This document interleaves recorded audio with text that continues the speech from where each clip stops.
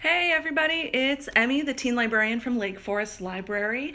Today we're going to be talking about spice blends and making your own spices. I'm going to give everyone just a second to pop on the video, but let me show you what we're working with. Glare! I have a halo. This is my mother's spice cabinet. It is extensive. We have a lot of spices. We've had a lot of spices forever, but we've never really created our own blends before. This year we got really into cooking. So here on the second shelf are all of the spice blends that we buy. Hi, Sally. Hi, Hillary. Hi, Lori. Thanks, guys, for coming. Here is our beautiful, it's in reverse for you, but it is in alphabetical order. These are the spices we have to mix with. Today we're going to work on a taco seasoning, and then I'm going to show you guys the blend I use to infuse olive oil for dipping bread in. I don't have any fresh baked bread because, well, I ate it all. So, you know, that happens. For our seasoning today, you know what, I'm going to turn the camera around. It'll be easier for you guys to see. Okay, so taco seasoning. Yay. I've already made everything. Oh, good. Hearts. I love that.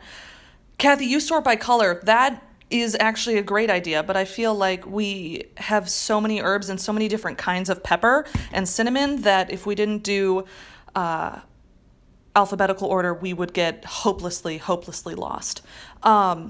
So this taco seasoning has chili powder. I mean, obviously, it is tacos. It has Mediterranean oregano. It has onion powder. It has garlic. It has cumin. And it also has, no, here we go, over here. I pulled out salt and pepper. So give me 1 second. It's our very messy counter behind this camera. I'm going to plug you guys in and prop you guys up. Sorry, guys. You vanished. Here we go. Can everybody see okay? This is the platform that we're working on. So I already pulled everything and poured it into this tiny little dish, which as soon as I started, I realized was probably actually too small to properly mix these spices in. It is 1 tablespoon and then a generous extra. So I do like a heaping tablespoon of chili powder. It is 2 teaspoons of cumin. It is a teaspoon of oregano. It is half a teaspoon of salt, and then a 1/4 teaspoon of ground onion and, onion powder and garlic powder. I know what words are. Sorry, it's Wednesday. It's been a long week already. Then I use a fork because I don't have a tiny whisk, and I just stir it all together. Now, when it comes to keeping spices, we all like fancy ball jars and these sort of dispensing glass containers, but the truth is, if it's easiest for you, you could keep it in a plastic bag and just label it with the date that you mixed everything together. And, sorry, I'm getting distracted, so the cumin is not incorporating properly.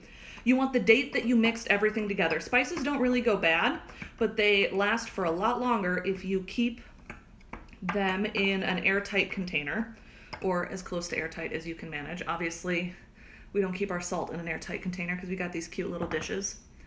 Hi, Mom! And I'm not actually making tacos right now, so I'm mixing it so it's all nicely incorporated. And this goes, I want to say, this measurement is for like 1 pound of ground beef. And for seasoning tacos, for seasoning everything, they recommend that you season it and then you let it rest with the seasoning in it. You don't throw it right on heat or right into the oven.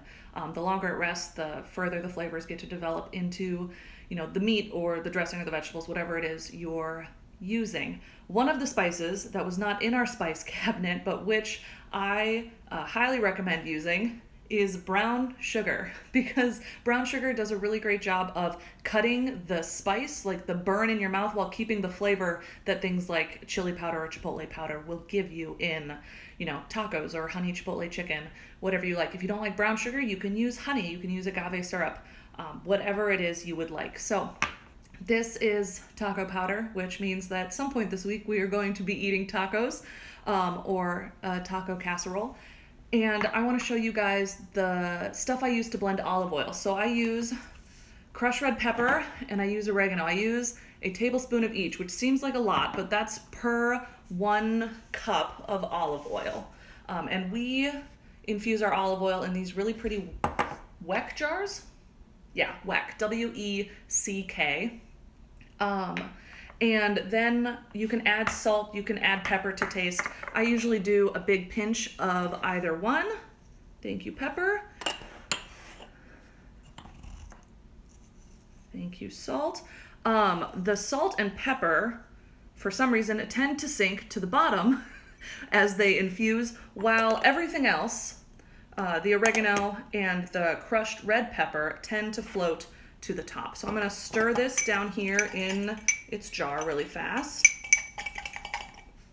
And then this is Two Brothers olive oil, which we get at Heinen's. I'm pretty sure, I don't have the cap with the nice label on it anymore. I'm pretty sure this is the Spanish olive oil.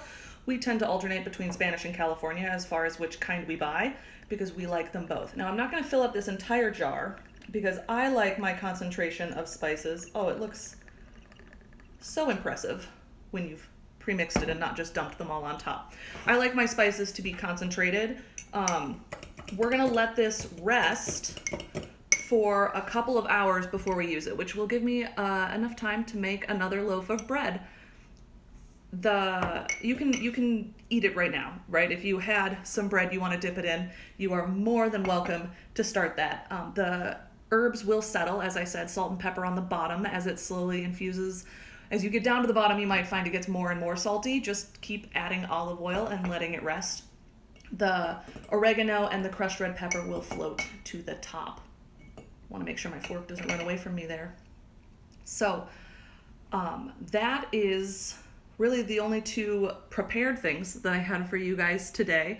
It's a light day as far as do-it-yourself spices, but I want to emphasize that the most important thing about blending your spices is making sure that you have covers on them. So for this Weck jar, we have a lid, and the lid crimps on with these little metal pieces, which is kind of cool.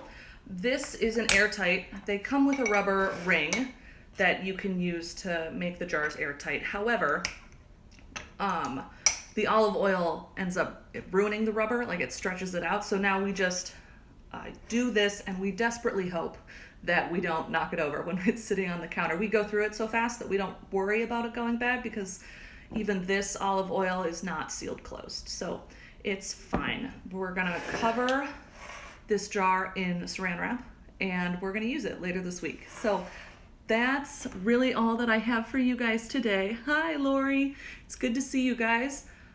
I highly recommend mixing your own spices, as long as you like the things that are going in it, right? So onion powder, garlic powder, you can never go wrong. I love crushed red pepper. I love chipotle powder. I love brown sugar. If you like the individual ingredients, the proportions are less important, because you can make it to taste, right? You can use less chipotle powder because you don't like things that are spicy, or you love onion and you love the way it tastes. You can add as much as you want. Just remember to let it rest on the meat before you start cooking. So thank you guys so much for joining me today. I will see you guys next Wednesday. I don't know what we're doing yet, but be sure to check our calendar. We will have it posted here on Monday, announcing what next week's activities are. Stay healthy, stay safe, and I will see you guys later. Bye.